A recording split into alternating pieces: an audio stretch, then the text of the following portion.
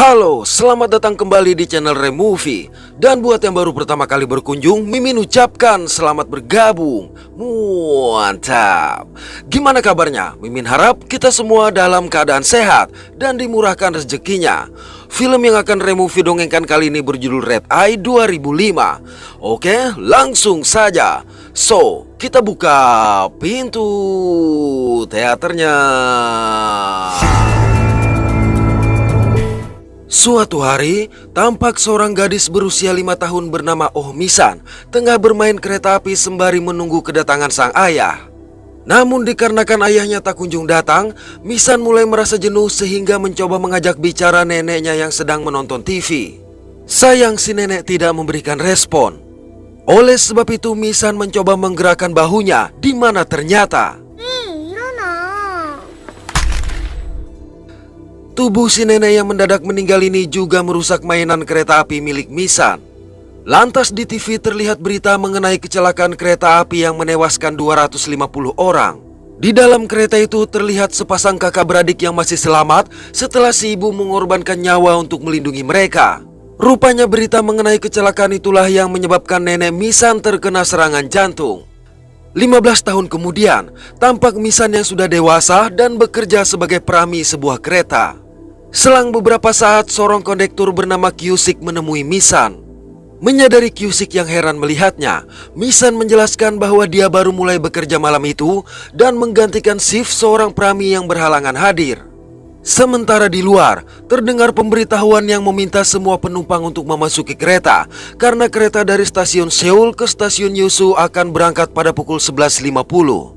Tak lama kemudian, kereta pun berangkat.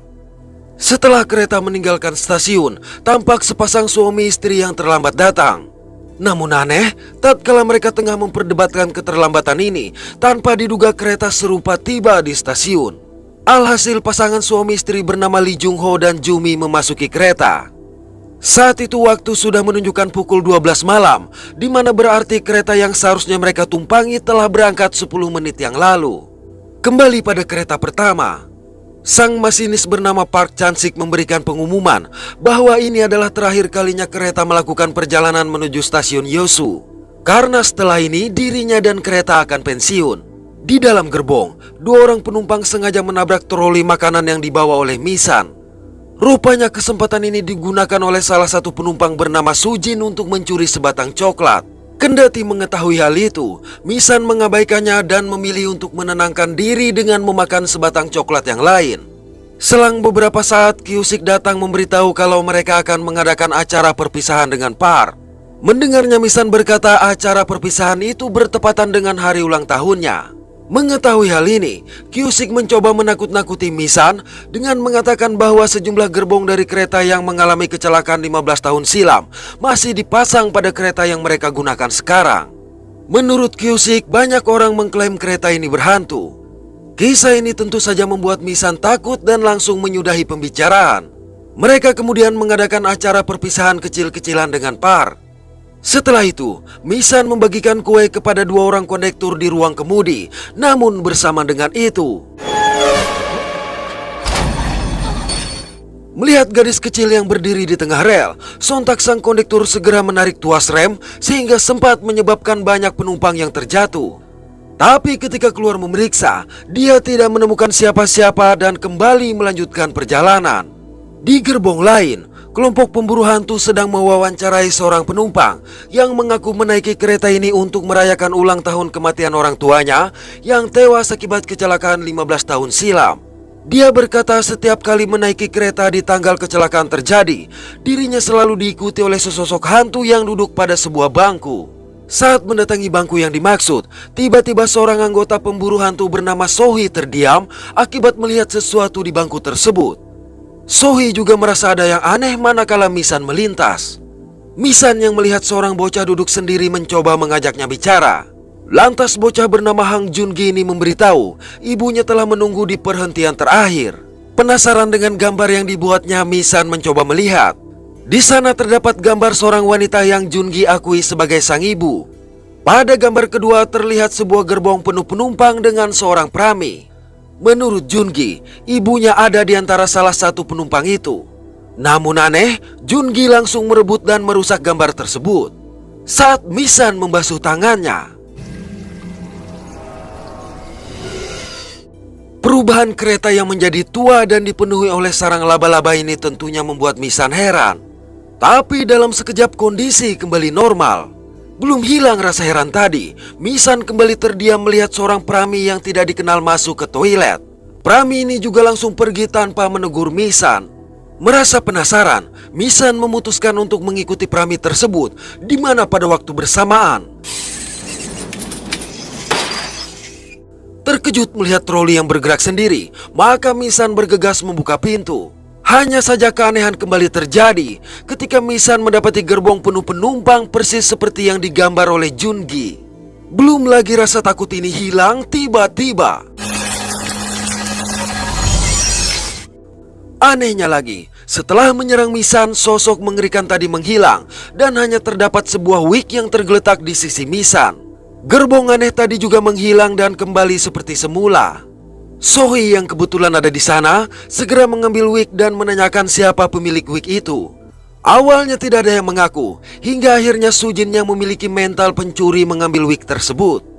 Saat Misan tengah mengumpulkan makanan yang berhamburan dari troli bersama Sohee, Supervisor Misan memintanya untuk berbicara.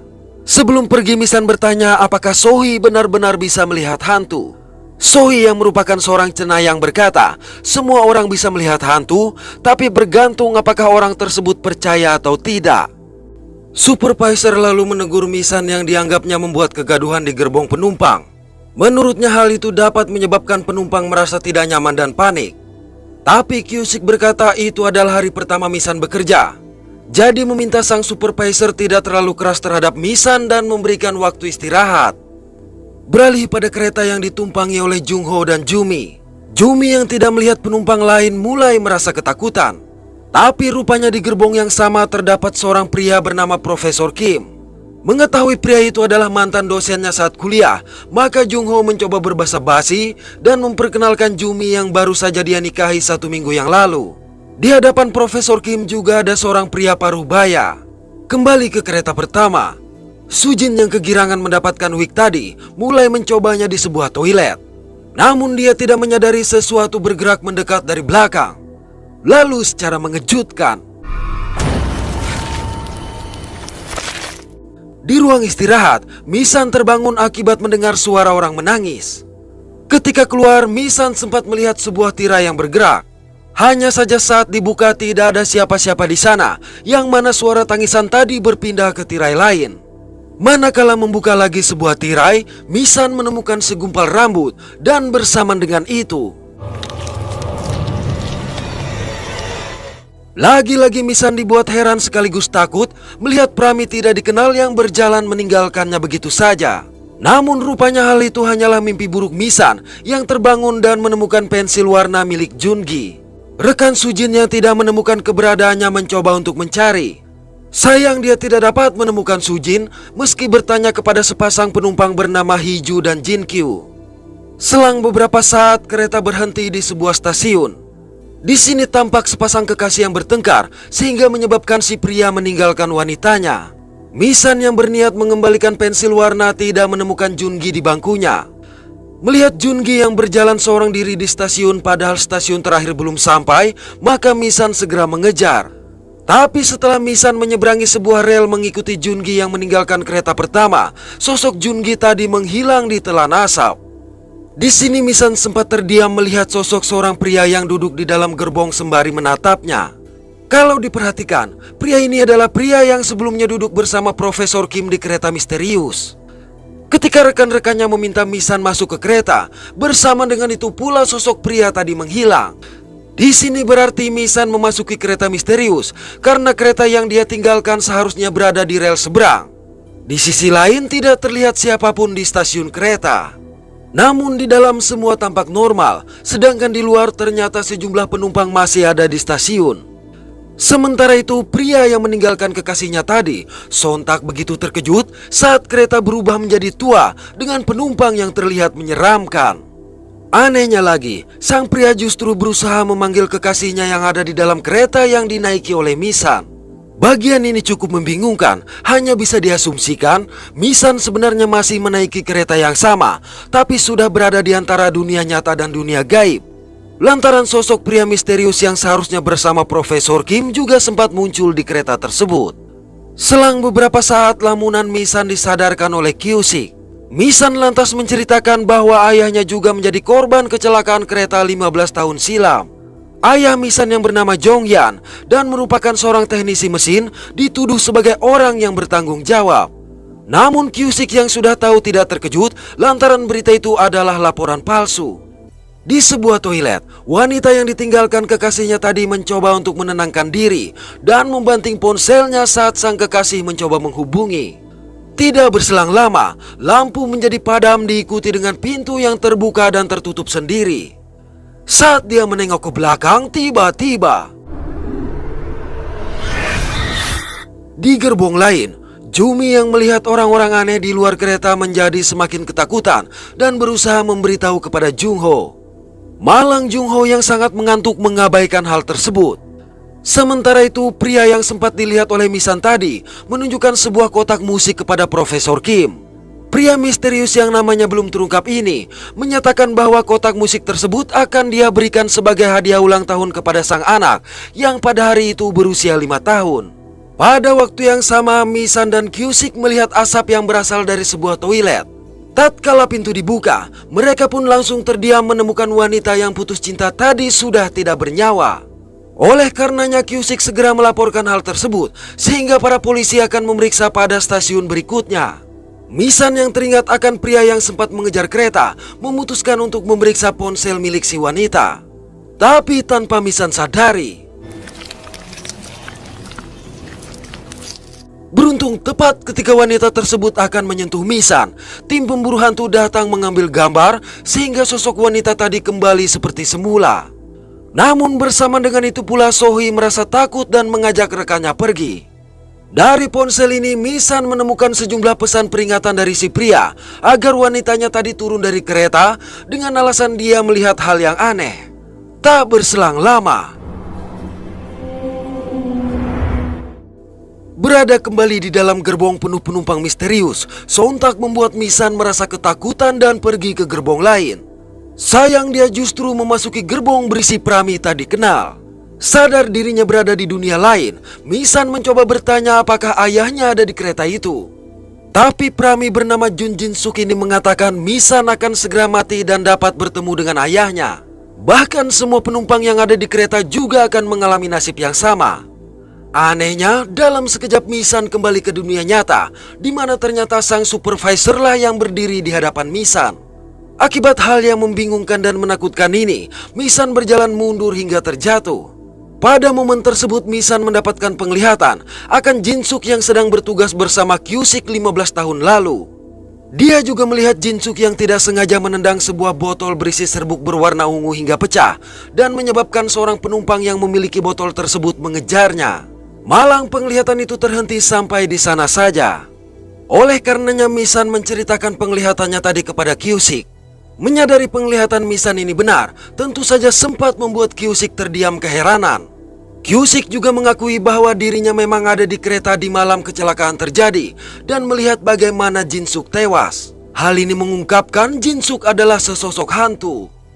Pada gerbong lain, Profesor Kim yang menyadari disertasinya tertinggal di toilet bergegas kembali ke toilet. Namun dia begitu tersentak mendapati tas berisi disertasinya terbakar. Meski pria misterius berhasil memadamkan api, tapi disertasi milik Profesor Kim sudah hangus terbakar. Di waktu yang sama, Misan menceritakan apa yang dilihatnya kepada Sohee. Sohee berkata bahwa setelah perhentian terakhir, dia merasakan adanya kehadiran sosok gaib di dalam kereta. Artinya asumsi mengenai Misan yang berada di antara dunia nyata dan dunia gaib adalah benar. Menurut Sohee, jiwa seseorang akan mengembara sebelum kematiannya. Hal ini menyadarkan mereka bahwa kematian wanita di toilet adalah sebuah pertanda. Untuk itu mereka mencoba memeriksa. Benar saja, sampai di sana mereka mendapati pintu toilet yang terbuka, sedangkan tubuh wanita tadi sudah menghilang sehingga membuat Sohee merasa lemah. Namun tidak jauh dari situ Misan melihat Hiju yang tengah bersantai sehingga membuat dia merasa curiga. Setelah mengantarkan Sohee, Misan memohon izin untuk pergi mengambilkan obat. Sementara itu, sembari memperlihatkan bekas luka di lengannya kepada Jin-kyu, Hee-ju berkata kecelakaan kereta 15 tahun lalu tidak membuatnya takut sama sekali karena si ibu melindungi mereka. Kalimat ini menyiratkan bahwa Jin-kyu dan Hee-ju adalah kakak beradik yang selamat dari kecelakaan kereta. Mereka berucap, tujuan akhir dari perjalanan kereta itu adalah kematian yang sama seperti orang tua mereka dulu. Di tempat duduknya, Sohee melihat potongan berita mengenai sebuah keluarga yang menjadi korban kecelakaan kereta, di mana tampak foto kedua anak mereka adalah Jin-kyu dan Hee-ju semasa kecil. Hal ini semakin membuat bingung, karena Jin-kyu dan Hee-ju yang seharusnya menjadi korban justru masih hidup dan tumbuh dewasa. Di sebuah gerbong kosong, rekan Sohee yang penasaran dengan kisah Misan mencoba menggunakan kamera untuk melihat kondisi gerbong hingga tiba-tiba melihat gerbong yang berubah itu, dia memutuskan untuk mengambil gambar. Dan rupanya hasil foto memang berbeda dengan apa yang dilihatnya ketika melihat lagi menggunakan kamera. Namun sosok itu langsung menghilang saat dilihat dengan mata telanjang. Alih-alih pergi, dia justru semakin penasaran hingga secara mengejutkan. Kemunculan sosok wanita ini langsung membuatnya tumbang dan terbentur bangku.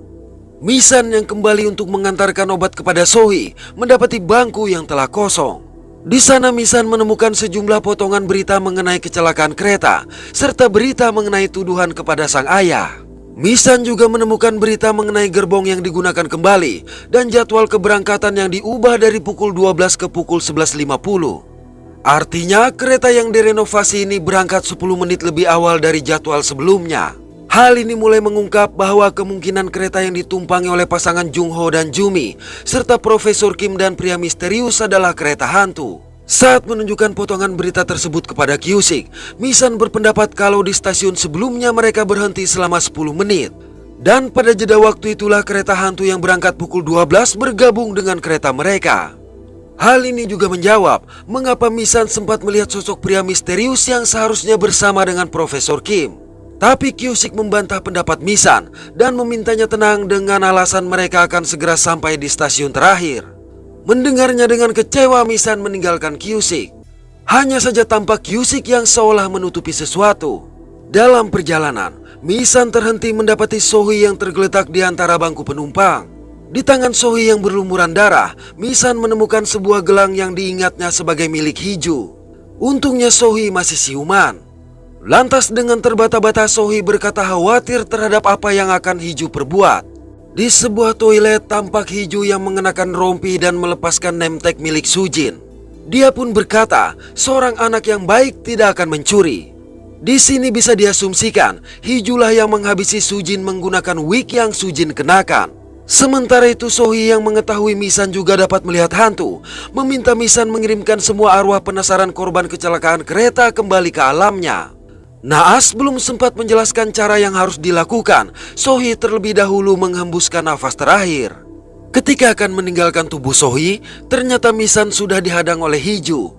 Hee-ju juga tidak menjawab saat Misan menanyakan mengapa dia menghabisi Sohee. Tak berselang lama, Jin-kyu datang dan berkata bahwa mereka semua akan mati. Baru saja Misan akan mengungkapkan siapa sebenarnya mereka berdua tanpa diduga. Tikaman gunting tersebut akhirnya membuat Misan tumbang. Selang beberapa waktu, supervisor memberitahu Kyusik bahwa mereka sudah mendekati stasiun, tapi kereta tidak melambat. Kyusik yang mencoba menghubungi ruang kemudi tidak mendapatkan respon. Karena rupanya kedua petugas telah dihabisi oleh Jin-kyu. Hal ini menyebabkan para polisi yang sudah menunggu untuk memeriksa kasus kematian yang mereka laporkan tidak bisa menaiki kereta. Kyusik bahkan tidak dapat menghubungi stasiun, sedangkan dari arah berlawanan mereka mengetahui kereta lain akan melintas. Tidak memiliki pilihan lain, Kyusik meminta supervisor mengevakuasi semua penumpang ke gerbong belakang. Dari situ penumpang yang mulai ricuh pun diarahkan ke gerbong belakang. Pada sebuah ruangan di dalam kereta, pria misterius menemui Misan yang baru saja siuman. Di sini terungkap pria misterius ini adalah ayah Misan yang bernama Jonghyun. Artinya selama ini, pasangan Jung Ho dan Jumi serta Profesor Kim berbicara kepada arwah Jong Hyun. Di sini Jong Hyun yang tidak sempat berpamitan mengucapkan selamat tinggal kepada Misan dan berjanji akan membawa semua arwah penasaran korban kecelakaan kereta pergi bersamanya. Menurut Jong Hyun, arwah-arwah tersebut selama 15 tahun ini tidak menyadari kalau diri mereka sudah mati. Tapi setelah mengucapkan kalimat tersebut, tiba-tiba pria yang ada di hadapan Misan berubah menjadi Kyusik. Di gerbong belakang, para penumpang sempat terhenti melihat sesosok tubuh yang tergeletak. Saat seorang anggota pemburu hantu memeriksa, dia menyadari bahwa itu adalah tubuh rekannya. Bersama dengan itu, lampu gerbong yang tiba-tiba padam sontak membuat mereka semua ketakutan dan langsung kabur. Tapi hal serupa juga terjadi di gerbong lain, sehingga kepanikan tidak dapat dihindari.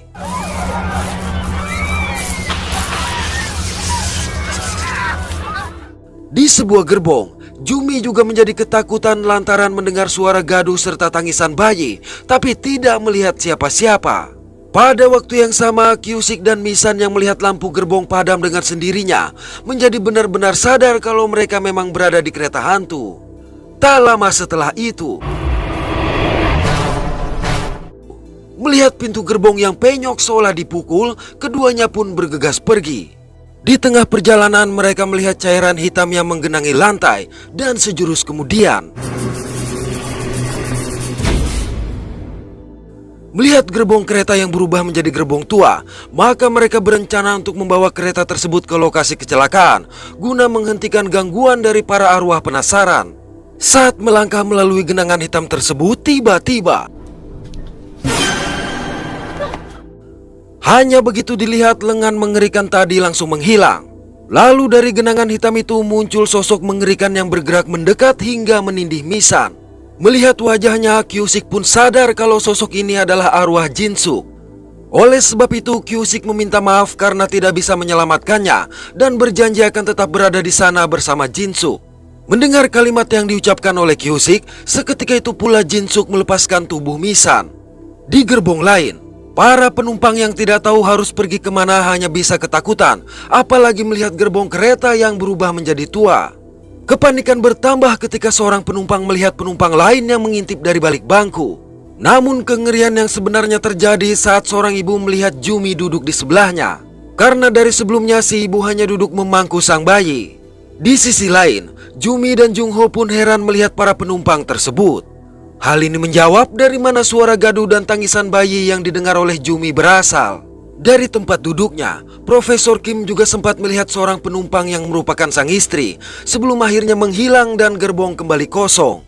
Sedangkan Jong Hyun menemukan gambar Misan yang sempat difoto oleh pemburu hantu yang tewas di gerbong belakang. Berarti benar, sejak kereta berhenti selama 10 menit, penumpang manusia dan penumpang hantu telah bergabung. Di gerbong lain, Misan meninggalkan Kyusik yang duduk memangku Jinsuk. Sampai di ruang kemudi, Misan mencoba menghentikan Hiju dan Jinkyu yang berniat menabrakkan kereta. Tapi mereka menolak hingga tidak sengaja Misan menancapkan gunting ke lengan Hiju dan menyebabkan Jinkyu emosi. Saat Hiju menunjukkan luka yang mengenai bekas luka kecelakaan dulu, Misan berkata sebenarnya bekas luka tersebut tidak ada karena mereka berdua berada di tubuh orang lain. Benar saja, ketika diperhatikan bekas luka bakar di lengan Hiju menghilang. Misan memberitahu bahwa mereka berdua tewas dalam kecelakaan kereta 15 tahun silam. Misan yang mendapatkan penglihatan saat arwah Jinsuk menindihnya menceritakan bahwa dalam perjalanan dulu, kedua orang tua mereka berniat bunuh diri dengan mengajak mereka serta. Namun racun yang akan digunakan justru terjatuh dan tidak sengaja tertendang oleh Jinsuk hingga hancur. Akibat hal ini sang ayah marah kepada Jinsuk. Melihat itu, ayah Misan yang kebetulan duduk di hadapan Profesor Kim mencoba untuk menghentikan. Tapi dia terus maju dan menghabisi Jinsuk serta sang masinis, kendati akhirnya bisa dihentikan oleh ayah Misan. Tanpa ada masinis yang mengendalikan kereta, ayah Misan terpaksa menambah kecepatan kereta dengan harapan bisa menghindari tabrakan. Naas kecelakaan yang merenggut nyawa Hiju dan Jinkyu serta penumpang lain tidak dapat dihindari. Dua momen ini menjawab bahwa sebenarnya Profesor Kim juga sudah mati dan ayah Misan menjadi tertuduh adalah akibat tubuhnya ditemukan berada di ruang kemudi. Malang Jin Kyu tidak percaya dan langsung membenturkan batok Misan beberapa kali dengan keras ke jendela hingga terluka parah. Tapi Hiju yang percaya dengan kisah Misan seketika itu pula berubah menjadi anak kecil lagi, sehingga Jin Kyu sempat terdiam. Sementara itu, tampak dua buah kereta bergerak berlawanan arah pada rel yang sama. Selang beberapa saat, Jong Hyun memasuki ruang kemudi dan menambah kecepatan kereta, persis seperti yang ia lakukan dulu. Kali ini tindakan Jong Hyun berhasil memindahkan kereta ke rel lain tepat sebelum kedua kereta bertabrakan. Baru saja merasa tenang tanpa diduga. Rupanya yang menabrak mereka adalah kereta hantu. Tabrakan ini menyebabkan Jin Suk terluka dan kembali menjadi anak kecil bersama Hiju. Setelah kedua kereta berpisah, terungkaplah siapa saja penumpang hantu yang ditandai dengan tubuh yang retak dan menghilang, termasuk Profesor Kim, Jumi, dan Jung Ho. Jong Hyun yang bersama Misan meminta maaf karena datang terlambat. Tak lama setelah itu, arwah Jong Hyun pun menghilang bersama kereta hantu yang pergi entah kemana. Sedangkan kereta yang mereka tumpangi akhirnya berhenti dan kembali normal. Para penumpang yang bingung keluar dari tempat mereka bersembunyi. Sementara Kyusik berjongkok di dekat Misan yang akhirnya meninggal akibat luka-lukanya. Para penumpang kemudian turun dari kereta untuk menunggu bantuan tiba. Anehnya, istri Profesor Kim menemukan disertasi yang hangus terbakar. Dan tidak jauh dari situ, seorang penumpang menemukan sebuah kotak musik tua yang kita ketahui sebagai milik Jong Hyun. Hal ini menyiratkan mereka berada di lokasi bekas kecelakaan kereta 15 tahun yang lalu. Pada suatu malam di sebuah stasiun kereta, tampak sepasang suami istri terlambat menaiki kereta yang baru berangkat. Perdebatan yang mereka lakukan pun sama dengan pasangan Jung Ho dan Jumi. Bahkan sebuah kereta serupa juga kembali datang. Hanya saja saat mereka naik, terlihat sosok Misan yang menjadi seorang prami. Anehnya lagi, kereta itu pun tiba-tiba berubah menjadi kereta tua. Di sini artinya perjalanan tidak wajar dari kereta masih terulang lagi dengan Misan yang sudah menjadi hantu. Oke, terima kasih sudah menonton sampai pada akhir konten ini. Mohon maaf atas ketidaksempurnaan dari kami. Semoga terhibur dan sehat selalu. Mantap.